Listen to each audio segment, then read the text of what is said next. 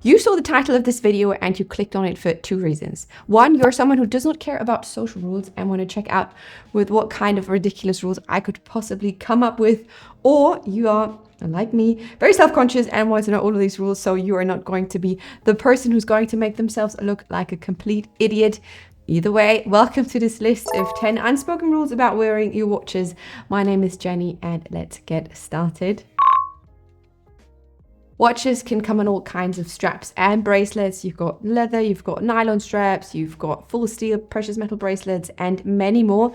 So therefore, it is not only about the look with straps and bracelets, but since they are such an important part of the wearing experience, they are also about functionality, of course, which is why it is important to keep in mind that certain straps or bracelets are not made to withstand everything like, a full steel bracelet would do, for example. Though you can do, whatever you please with your stuff. It is not advised to bring your watch with, let's say, a leather strap to go swimming. Yes, those leather straps can be rather tough, but water is their final boss, and bringing it with you to the beach will at best give them some major discoloration, or at worst speed up the process of them falling apart. Same goes for, sweating for some straps. Some leather textures are very prone to, show sweat marks. So if you want to enjoy a nice and fresh leather strap, look for as long as possible. You could switch to something else during the summer or when you are on vacation.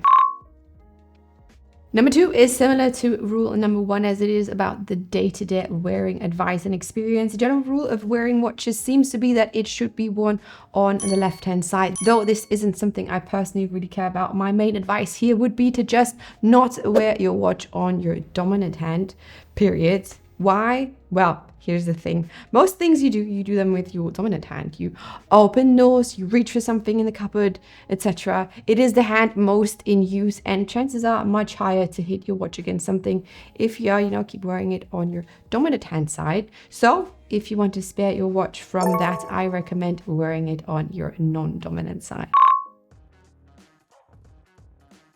And staying on the topic of sparing your watch from unnecessary bumps and scratches, ultimately, this is still a matter of personal taste and preferences, but perhaps look at it this way. You, as a person, have a perception of how much space you take up. Everything that, well, how do I put it, sticks out of you and is no longer part of your body is out of that perception. I mean, did you ever hit someone with your backpack unintentionally? Well, there you have it. Same goes for a watch that's physically too big for your wrist. The lugs and the case, will stick out, and you're just more likely to bump it against something since, subconsciously you are not aware of the fact that now your wrist is, bigger. Of course, this is not the end of the world, and you can and should wear whatever you think suits you best, but, it can help to prevent unnecessary signs of wear if you keep to a size that does not protrude your wrist.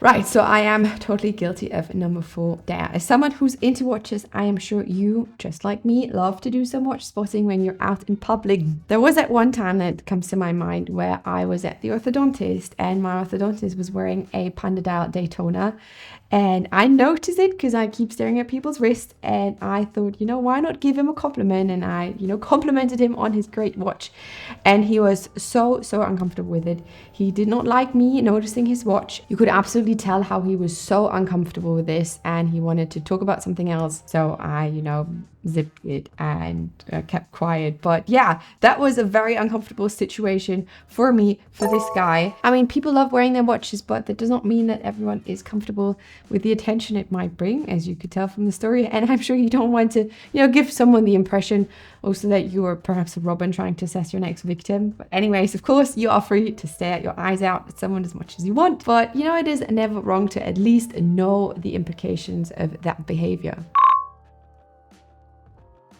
Next up is something I've heard quite a lot, but it's definitely a rule that is meant to be broken. So basically the general rule of thumb would be that the hardware, on your clothing, like belt buckles or things on buttons or shoes and accessories should match. So you, let's say, have a silver belt buckle, therefore you should go with silver accessories, etc.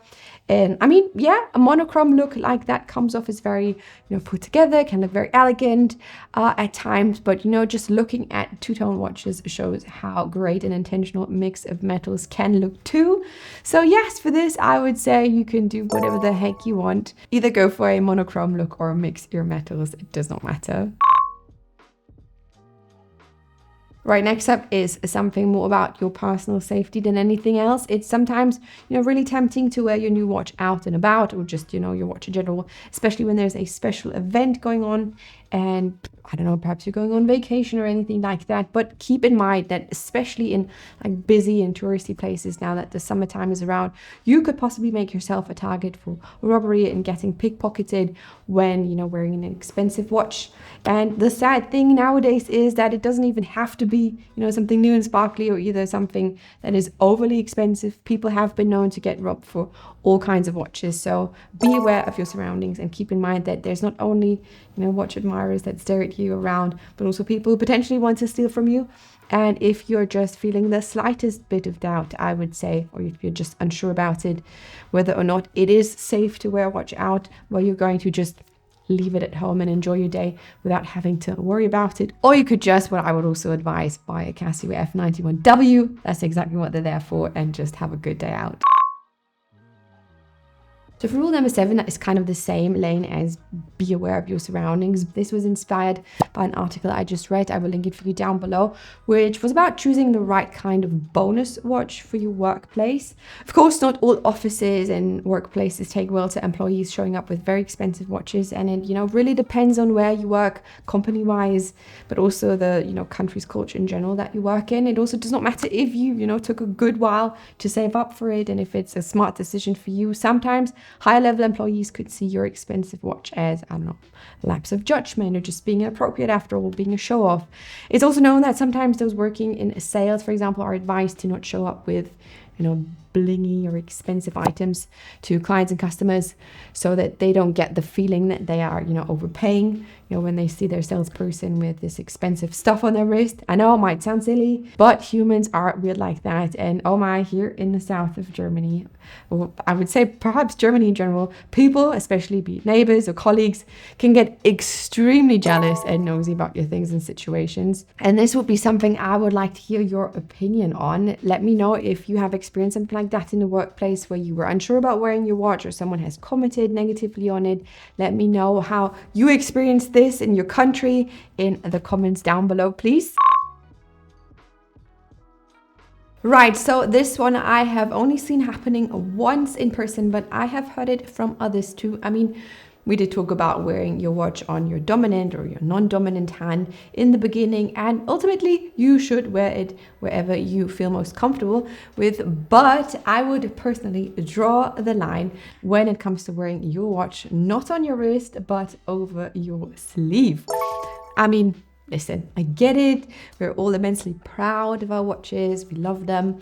And you want to show them off to the world, but wearing it over your sleeve is, in my opinion, kind of a silly move if you are, not a diver or an astronaut or, like an early 20th century pilot. If your job or task does not require a suit which physically prevents you from looking at your watch beneath it, you are better off with wearing your watch on your wrist directly on your skin. And I mean, if you still want to make sure that your watch does not slip, under it to cover it, you could, opt just for a shirt with a more tight sleeve. So it, sits above your watch, or you can tighten your shirt so it won't slip under the cuff. The next step is something every watch enthusiast just loves to do. You sit somewhere, perhaps you're having a nice chat with someone, but you constantly do this. I mean, I get it, but keep in mind that if you have, someone sitting opposite of you that does not have the same hobby, constantly checking your watch could be misunderstood for two things. Number one, they think you're trying to show off, by constantly diverting your gaze to your beautiful watch. Or second, they think you are impatient to leave and you cannot wait to end the conversation and you're not paying any attention whatsoever. So just be aware of this. Perhaps keep your watch checking to a minimum if you don't want to offend the other person, and then you'll be good to go. Okay, now from something that happens outside of the hobby to something inside of the hobby. I've seen it lots of times and it has happened to me too. Even if you're someone who does not care about scratches in your own watch, don't assume the other person feels the same way. I'm sure if you are in this hobby and you've met someone who's also into watches, you were like, oh, hi, nice to meet you, I love your watch. And then you start, exchanging your watches, let the other person try on yours, you'll try on the other watch and so on. But please be careful when you're handling someone else's watch. It happened to me. Someone was trying on my watch and they were so careless about it. They were just putting it on it was like a stone bench, and they would just set it down and you could hear the watch scratching up, you could see the watch scratching up, and it was so annoying. But I did not feel comfortable saying anything. But the next time this will happen, I will for sure speak up and tell the other person to please be more careful. So yes, if you're someone who does not care about watches, please do not assume that about the other person right in front of you. Be careful when handling other people's watches and take care of that, and then you'll be good to go. And lastly, this is more a very sound piece of advice and a rule that everyone should be following. I know that as collectors, we can get carried away very easily, but at the end of the day, you cannot live inside your watch and you cannot eat it either. So please just don't overspend on something non-essential. I know it can be very tempting when there's a new release, but it won't make you happy in the long run, I promise. It will just worsen your situation and you won't feel happy. It won't fill the void deep in your soul. I learned that the hard way. So whenever you feel like there's an impulse buy coming, please take a breather, sleep on it, and try to make a good decision here. And that is it. Now you know the 10 unspoken rules about wearing your luxury watches, which pitfalls to avoid, and what you could be doing instead. Leave your favorite unspoken rule about wearing your watch in the comments down below, and please subscribe to my channel for more watch content like this. If you have enjoyed this video, make sure to give it a thumbs up. And that is all I have for you today. Thank you guys so much for watching, and I will see you in my next video. Bye.